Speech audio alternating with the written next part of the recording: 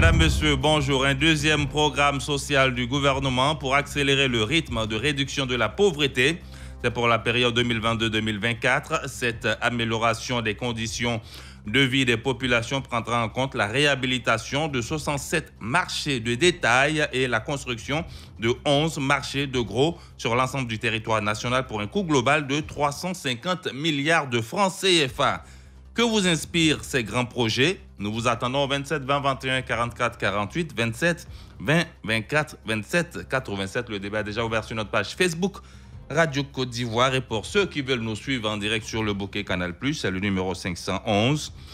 Fabien André est à la technique, Alain Mouo réalisation. Je suis Abou Silla. Bonjour et bienvenue à La Parole est à vous. Il nous appelle de Labodougou. Il est le premier à intervenir ce matin. C'est Félix Oko-Richard. Bonjour Richard. Bonjour, Maître Abou Silla. Comment ça va ce matin? Ça va. Je pense que c'est la réalisation de tous ces projets. Nous voulons saluer, tout Labodougou voulait saluer son Excellence M. Alassane Ouattara, président de la République de Côte d'Ivoire, et son épouse, et tout le gouvernement dirigé par son Excellence M. Patrick Hachi. Vous voyez, tous ces projets peuvent permettre à la jeunesse, au peuple ivoirien, de quitter le monde prolétaire. Je pense que cela va booster le développement partout. C'est à saluer, j'allais dire, ce sont des bonnes choses à encourager. Nous souhaiterions qu'il y ait la paix, de suivre son excellence pour que la paix règne, pour que tout ce qu'il veut de la Côte d'Ivoire dans le sens positif puisse aller en avant. Nous, à Labodougou, on est très fiers de tout ce qu'il fait. Nous sommes très heureux, mais qu'il passe aussi à Labodougou, parce que nous avons aussi des tas ici. Cela va nous faire du bien aussi au peuple égard, parce que nous sommes un peuple. Nous ne sommes pas des didas, nous sommes un peuple. De passer aussi à nous pour que aussi tout se passe bien. Et surtout Labodougou. Je souhaite une excellente année, bonne et heureuse année à mon président, son excellence, et à son épouse, et à tous mes parents de Guiléry et tout le monde entier. Merci Richard. Richard, vous dites que vous n'êtes pas Dida. Oui. Vous êtes dans la localité de Divo, c'est bien cela? Oui, nous sommes les égars. Les quoi? Égars. Vous êtes combien? 12, 14? Parce que vous n'êtes pas nombreux, hein? Nous sommes 16 gros villages. 7 gros villages, super. Oui, bien. Nous sommes les égars. Ah, d'accord, les égars. Oui. Merci beaucoup. Donc, vous n'êtes pas une espèce en voie de disparition, hein? Non, nous ne sommes pas en voie de disparition. On va envoyer Fabien là-bas pour vous aider à vous multiplier ou bien ça peut aller? Oui. D'accord. Merci beaucoup. Allez, bonne fête, Richard. Bonne fête à tout le monde. Merci beaucoup. Et on espère et on souhaite vivement qu'un jour, le programme social du gouvernement arrive là-bas. Il est là-bas déjà, mais pour la construction d'un grand marché moderne pour Labodougou, pourquoi pas? 27 20 21 44 48. Nous avons Kona Bro qui nous appelle de Saint-Fra. Monsieur Kona, bonjour. Bonjour. La parole est à vous. Allô, Monsieur Kona?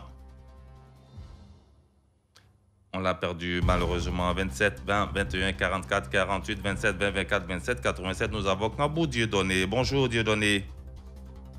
Bonjour monsieur Abou Silla. Comment ça va ce matin? Allô Dieudonné? Bonjour Abou Silla. Bonjour, comment vous allez? Je vais très bien et ça va? Ben, ça va. On parle du deuxième programme social du gouvernement. Alors, qui verra la construction, la réalisation de 67 marchés de détail et la construction de 11 marchés de gros sur l'ensemble du territoire pour un coût global de 350 milliards de francs CFA. La question ce matin, c'est que vous inspirent ces grands projets? Je crois que c'est un bon projet. C'est à saluer, je vais dire, mais ce que je vais vous dire, M. Abou, c'est là nous avons vraiment intervenu sur plusieurs sujets qui sont des bons projets qui devront réaliser en Côte d'Ivoire. Mais je ne sais pas, M. Abou, là nous ne sentons pas vraiment la réalisation de ces projets-là. Pour le programme social du gouvernement, vous ne pouvez pas dire ça parce que les résultats sont là, hein, monsieur. Programme social du gouvernement, M. Abou, là où je vous parle aujourd'hui, la première des choses, c'est la sûreté de vie. Aujourd'hui, où je vous dis, c'est très, très, très difficile. C'est vrai, nous voyons la réalisation du développement. construction des routes ou des ponts et autres des écoles avec le président Alassane Ouattara. Donc ça veut dire que vous voyez un impact quelque part, mais peut-être là où vous voulez, c'est que ce soit au niveau de la cherté de vie. Mais bien entendu. Voilà. Sinon, le programme social du gouvernement, la première phase, par exemple, qui s'établissait sur 2 ans, se décline en 156 actions, dont 67 projets majeurs, 57 réformes et 32 mesures d'accompagnement des actions de l'action sociale. C'était un budget de 1003 milliards de francs CFA. Le deuxième, là, le nouveau, là, lui, il est à 3182 milliards de francs CFA. Alors, le premier programme, hein, c'est la même chose que le second, qui s'articulait autour de 5 axes stratégiques, fournir aux populations des services de santé de proximité. Est-ce que ça a été fait ou pas? Vous n'avez pas senti ça un peu? Bon, en tout cas, j'ai entendu. Au niveau de la santé, une amélioration et une nutrition saine et amélioration de la protection sociale, renforcer les conditions d'accès et de maintien à l'école des enfants de 6 à 16 ans et améliorer les conditions d'études et de vie des étudiants avec un accent sur le maintien de la jeune fille à l'école. Vous avez senti ça aussi, oui ou non? En tout cas, j'ai entendu cela, M. Aboussila. Ok, favoriser, j'arrive, favoriser. La Côte d'Ivoire, voilà. Le président Alassane Ouattara a rendu l'école gratuite. Donc, le troisième point, c'était favoriser l'accès des populations aux services essentiels, logements sociaux, énergie, transport, eau potable et aux biens services de grande consommation à coût abordable, ce dont vous parlez peut-être, ainsi qu'à un cadre de vie adéquat. Donc l'eau potable, vous l'avez senti cette année, n'est-ce pas? Oui, j'ai senti en tout cas. Voilà, donc merci beaucoup. Vous pouvez reconnaître, merci de reconnaître que le programme social du gouvernement est en marche et qu'il travaille, mais votre souhait, c'est vraiment qu'on puisse réduire le coût de la vie. Merci. Merci, M. Kambou, et bonne journée de là où vous êtes. Ouattara Adama nous appelle de Diarra. M. Ouattara, bonjour. Bonjour, M. Aboussila. La parole est à vous. Ok, merci. Moi, je pense que le gouvernement est en train de faire ce qu'il doit faire. Le gouvernement est au travail, mais il faut un suivi. Parce que beaucoup de choses sont en train de faire. Selon les médias, nous attendons dans les médias qu'ils sont en train de faire telle chose, mais ça n'arrive pas à destination. Mais si on dit qu'ils sont en train de faire... allez-y. Ce que nous connaissons déjà que le gouvernement a fait et que c'est arrivé, ça a pris toute la Côte d'Ivoire, c'est au niveau de l'école, les écoles, les collèges de proximité, vraiment, le gouvernement a fait son mieux. Vous en avez eu de là où vous êtes, vous en avez eu chez vous? Oui, les écoles de proximité, même si ce n'est pas à Diarra ville qu'on a eu, mais dans les alentours de Diarra, on a eu les écoles de proximité. Du coup, vos enfants qui partaient dans d'autres localités sont beaucoup plus rapprochés de vous, n'est-ce pas? C'est ça. Mais à ce qui concerne l'eau potable, même à Diarra aujourd'hui, je vous parle, je ne veux pas parler de Diarra seulement. En général, il y a beaucoup de coins. On parle qu'il y a l'eau potable, mais ça n'arrive pas à servir toute la ville. Même à Diarra, c'est le cas. Il y a beaucoup de personnes qui sont à Diarra aussi, qui sont à Diarra. Les gens disent qu'ils n'auront pas à avoir l'eau potable. Donc chez vous, il y a encore un problème d'eau potable qu'il faut penser à régler. Le gouvernement fait son mieux. Au titre, par exemple, du renforcement du programme d'accès à l'eau potable au cours de l'année 2019 pour entrer dans 2022, vous avez eu plus de 2665 pompes à motricité humaine qui ont été réparées ou remplacées.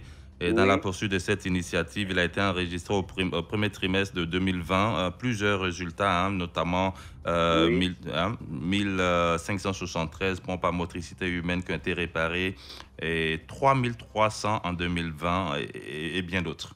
Oui. Sinon, nous savons très bien que le gouvernement est au travail. Mais le travail que le gouvernement fait n'arrive pas à destination, à qui des droits. N'arrive pas partout ou n'arrive pas à destination? Parce que quand vous me dites, vous reconnaissez que le gouvernement au travail, le travail est fait, peut-être que ça n'arrive pas encore chez vous, ou bien ce que vous souhaitez n'est pas arrivé chez vous, sinon c'est fait quelque part. C'est fait à quelque part, mais où c'est fait, c'est vraiment c'est une minorité de partis qui est fait. Alors, qu'est-ce que vous souhaitez? nous souhaitons, moi, ce que je souhaite beaucoup, vraiment, le gouvernement n'a qu'à essayer de mettre l'accent sur le contrôle de ceux qui font le travail. Parce que le travail c'est très important. J'ai dit c'est très important. Parce que le travail ne se fait. Le gouvernement finance beaucoup d'argent, mais le travail ne se fait pas comme il s'est dit. D'accord. Il faut donc mettre l'accent sur le volet suivi et évaluation. Merci. Depuis l'année surpassée, le ministre de la Santé est arrivé à Diara pour que l'hôpital de Diara soit un hôpital général. Mais jusqu'à aujourd'hui, je vous parle, il n'y a pas bloc opératoire. Pourtant,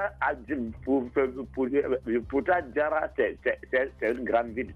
C'est une grande ville. Je pense qu'il y a des critères. S'ils sont allés déjà pour une évaluation, ça veut dire que c'est en route, ça viendra et c'est notre souhait pour que les populations de Diara et de toutes les localités de la Côte d'Ivoire puissent avoir réellement accès à la santé et santé de proximité pour ne pas avoir à aller très loin. Alors, le coût global du programme social du gouvernement, la deuxième phase du PS-Gouv qui va s'étendre sur la période 2022-2024, s'établit à 3 182,4 milliards de francs CFA, donc 574,2 milliards pour l'année 2022, 1297 pour 2023 et 1281,7 milliards de francs CFA pour 2024. 27 20 21 44 48. Nous avons M. Jean-Gaston Laoui qui nous appelle de Biétry. M. Jean-Gaston, bonjour. Bonjour Aboussila, sans oublier le fait dans la baie Biétry. La parole est à vous. Que vous inspirent les projets qui sont inscrits dans le deuxième PS-Gouv? Très bien. Mon ami, je dis bien, félicitations à notre gouvernement. Il faut être franc. C'est un bon programme. Pourvu que le gouvernement ait seulement un œil regardant. C'est très important. La preuve, on a construit des beaux stades. En tout cas, le gouvernement a bien regardé, mais malheureusement, ceux qui l'ont fait, aujourd'hui, nous allons jouer au Bénin. Maintenant, est-ce que, ce que je demande, la redistribution des places dans les marchés sera-t-elle encore bien répartie? Est-ce que les femmes et ceux qui avaient déjà leur place et ceux qui sont installés, en tout cas, seront-ils aussi à leur place habituelle? Les prix aussi des denrées sont-ils ou bien seront-ils les mêmes? Est-ce que comme les mairies vont suivre, est-ce qu'on ne payera plus des places suite à cette reconstruction des marchés? Sinon, ce sont des gens, quand même, certainement, je suis en train de voir dans la tête, peut-être ceux qui ont de l'argent qui peuvent encore avoir de bonnes places. Mais tel que je connais le gouvernement, en tout cas, ils feront tout pour que tout le monde soit heureux. La question qui reste posée, et c'est aussi le cas de la jeunesse qui broie encore du noir dans cette pauvreté notoire. J'aurais souhaité que dans 350 milliards, qu'on introduise à la rigueur la construction de certaines usines ou infrastructures. C'est très intéressant. Moi, on parle même d'infrastructures sanitaires. Maintenant, est-ce que pour terminer, les 67 marchés à reconstruire, en tout cas, est-ce qu'au moins il y a ceux de Djigo, le Taï et tout le plus? Je voudrais bien parler de ma région, du Cavali. Je vous remercie. Merci beaucoup, Jean-Gaston Laoui. Les 350 milliards, c'est juste pour ces marchés de gros et quelques marchés de détail. Sinon, le programme social du gouvernement, la deuxième phase, ce programme en lui-même s'élève à 3 182,4 milliards de francs CFA pour la période 2022-2024. Notre souhait aussi, c'est que votre région et toutes les régions de Côte d'Ivoire soient couvertes par ce programme de construction de marchés et de réhabilitation de marchés de détail. 27 20 21 44 48. Zamblé Alphonse est à Oumé. Monsieur Zamblé, bonjour. Bonjour Aboussila. Nous vous écoutons. Aboussila, toutes les actions que le gouvernement mène pour faire reculer la pauvreté, ces actions sont à saluer. Surtout réhabiliter les marchés, surtout les marchés de gros, les marchés de bétail. Mais en ce qui concerne le bétail, le gros bétail, le petit bétail, nous ne sommes pas producteurs. Nous ne faisons que vendre. Et ça se voit pendant les tests de Tabaski. Pour nous approvisionner, c'est tout un tas de problèmes et c'est très difficile. Alors, je voudrais que le gouvernement aussi accentue sur la formation des jeunes afin qu'ils soient des éleveurs de petits et de gros bétail. Afin que nous produisons, que nous puissions vendre sur le plan local, au lieu de dépendre de l'extérieur. Maintenant, le marché, c'est vrai, il faut réhabiliter les marchés, les construire. Mais le pouvoir d'achat de l'Ivoirien a beaucoup baissé. Justement, alors, on parle de plus en plus de cherté de la vie. Et si on rapprochait les marchés des populations avec les marchés de gros aussi, c'est-à-dire rapprocher les marchandises, les articles, les denrées des populations, je pense que cela pourrait contribuer à réduire de façon significative ce dont on parle, la cherté de la vie chère, n'est-ce pas? Ça peut réduire la cherté, mais c'est le pouvoir d'achat qui a beaucoup diminué. Les femmes, actuellement, elles ont toutes laissé les paniers à la maison. En allant au marché, elles prennent les sachets. Avec ça, peut-on supprimer les sachets? Non, parce que le pouvoir d'achat a diminué. Alors, il faudrait que le gouvernement voit que pour les travailleurs, il faut quand même faire quelque chose pour les travailleurs, ne serait-ce que faire une petite augmentation pour augmenter leur pouvoir d'achat. Sinon, à ce rythme, franchement, nous allons tous courir sur le poids de la cherté de la vie. À vous, merci et bonne mission. Merci et bonne journée à vous. La deuxième phase du programme social du gouvernement étalé sur la période 2022-2024 vise à consolider les acquis de la phase précédente du PS-Gouv et accélérer le rythme de réduction de la pauvreté et les inégalités sociales. C'est ce qu'a expliqué le porte-parole adjoint du gouvernement, Touré Mamadou, à l'issue du dernier Conseil des ministres. Plus concrètement, a-t-il poursuivi, le PS-Gouv 2 vise à apporter des solutions durables à la problématique de la fragilité dans les zones frontalières au nord, l'accès à l'emploi et à l'autonomisation des jeunes et des femmes afin de marquer l'impact social de l'action gouvernementale. Tirant les leçons de la première phase du PS-Gouv, il a expliqué que le Premier ministre Hachi entend mettre un accent particulier sur le suivi et évaluation des activités avec des vérifications sur le terrain et l'introduction des enquêtes de satisfaction auprès des bénéficiaires des projets. Cela répond un peu à la préoccupation de M. Ouattara Daman qui nous appelait de Dianra, suivi et évaluation. 27 20 21 44 48. On va à Tibissou rejoindre M. Kwame Théodore. Bonjour à vous. Monsieur Kwame Théodore, bonjour. Il n'est pas là. On va donc prendre la direction d'Abidjan, à Bobo, Avocatier, Kwaku Eugène. Bonjour. Monsieur Kwaku Eugène, bonjour. Monsieur. Oui, comment ça va? Bonjour, monsieur Aboussila. Bonjour à vous. Vous êtes en direct, Kwaku Eugène. Je pense que c'est un bon thème que vous avez mis à la disposition de nous, les auditeurs. Bon, c'est vrai, le gouvernement fait beaucoup d'efforts. En tout cas, depuis au temps de feu Félix Houphouët-Boigny, les marchés ont toujours été construits. Mais le problème qui se pose, c'est que ces marchés qui sont construits, c'est très joli à voir, mais bon, ils se brûlent facilement. Donc moi, c'est cet aspect technique de la chose que j'aimerais que le gouvernement mette la main sur ça, surtout les bouches d'incendie qui sont bouchées, bon, et puis les installations anarchiques de l'électricité sur les marchés, bon, tout ça là, le gouvernement doit mettre des structures de gestion cohérentes et efficaces pour éviter que les nouveaux marchés qui vont être construits soient brûlés facilement comme par le passé.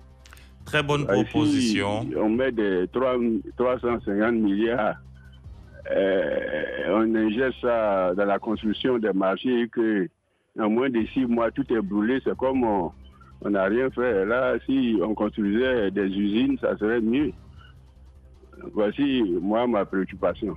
Très bonne proposition. Je vous souhaite une bonne journée d'émission. Merci beaucoup et bonne journée du côté de Abobo Avocatier. On va terminer avec une dame, Madame Ouya. Elle est partie malheureusement. On va donc se donner rendez-vous demain matin, 6h30, même heure sur Radio Côte d'Ivoire pour un autre sujet. La suite ici, c'est avec Estelle Assoumou-Kipré, Famille André, Alain Mouot et Martha Kissi pour le second journal de 7h. Radio Côte d'Ivoire, Abidjan 88.fm.